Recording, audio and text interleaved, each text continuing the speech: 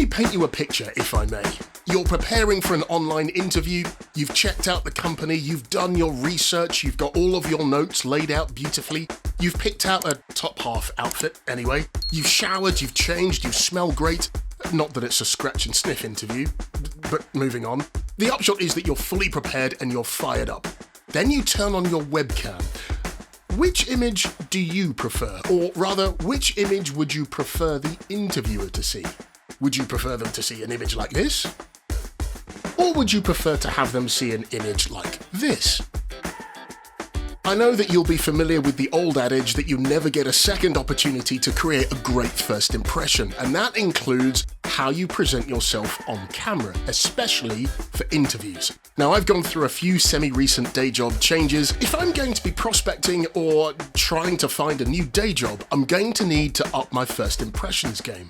Sound-wise, I use an external microphone similar to something like this, so I'm not too concerned about that. Personally, I think that's the way forward. I'll leave links to some of the microphones that I've tested that I think are great for conference calls, podcasts and such. I'll leave them just up here and also in the description.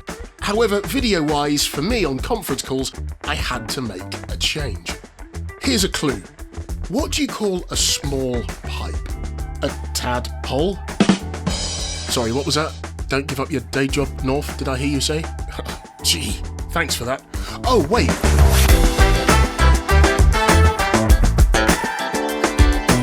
I will apologise for the poor dad joke right at the beginning. Yeah, sorry about that.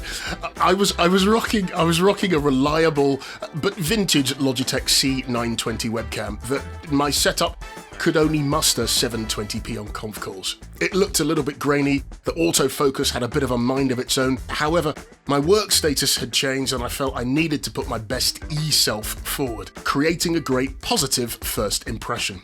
The Logitech, for me, needed to be upgraded, and because my workspace is a tiny 6x6 box I call Tight Spot Studios, there truly wasn't a ton of space to put up a permanent camera, even something super compact like the Sony ZV-1, for example. I was actually inspired by my buddy Tim, whose webcam was the Opal C1 webcam. It's a 4K webcam, it's great, but it appeared to be as rare as hen's teeth in the UK.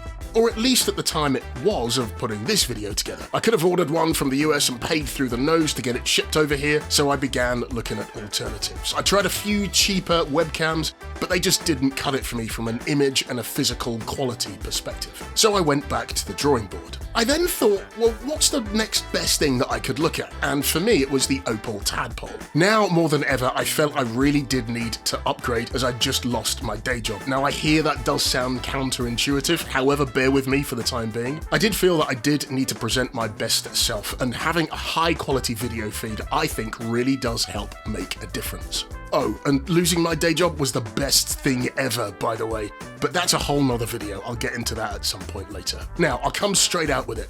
This is a completely unfair comparison. I'm not even sure that I should actually compare these two, because the Logitech C920 is some 12 years the senior of the humble Opal Tadpole, and in tech terms, it's brass age to AI age. You get the picture. Yes, the Opal team have created a webcam that is far superior than that of the Logitech C920. It's got superior image quality, great enhanced low light performance, it's got that great 4K Sony sensor on board, and a bang up to date autofocus system, better audio quality, and the allowance for image customization via the Opal Composer app. It's super portable as well, it's got some great additional features on board too. So I'm not going to compare the specs, that would be absolutely pointless, and I'm sure you'd shout at me for doing so. Okay, you could use a Sony ZV-1 or maybe an RX100 as a webcam. However, if you're short on space like I am in Tight Spot Studios, you'll need to maximize every inch or centimeter you have. Hence the decision to go down the Opal Tadpole route. For me, the thing that really makes a massive difference is the Opal Composer software. From simple things like turning the camera on and off to dialing in the really cool image features that you get to use on the Opal Tadpole and, of course, the Opal C1. You could set everything to auto, or you can really get specific on dialing in things like the focal distance, the aperture, the colors, and the effects. It really is a great piece of software. For me, running a Mac, the Opal Composer software has been particularly stable. I know that others have had some challenges with the Opal Composer software, but for me, it's run really, really well. With the Opal Tadpole in play, my conf calls look much crisper and sharper, making everything look much more professional in my humble opinion. People that I've been on calls with also agree. In reality, most of my conference calls, the Logitech C920 gave me 720p resolution, which was okay. Maybe a little bit meh. However, the Tadpole really has made a massive difference in my humble opinion. For my use cases, I intend to travel with the Opal Tadpole rather than using the onboard camera that's on my Mac. In terms of audio as well, if I'm in tight spot studios, I'll use an external microphone like the Audio-Technica AT2020 USB, the Fine Tank 3 that I'm currently using, or possibly the Rode NT1 5th generation.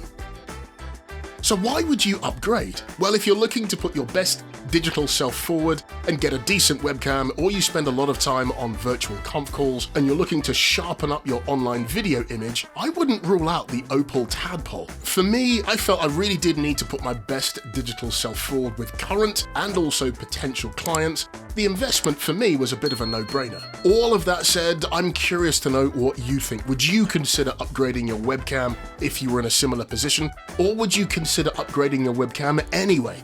I would love to hear what you have to say. Do leave a comment. And that's it for this video. Thank you so much for watching, and I'll see you next time.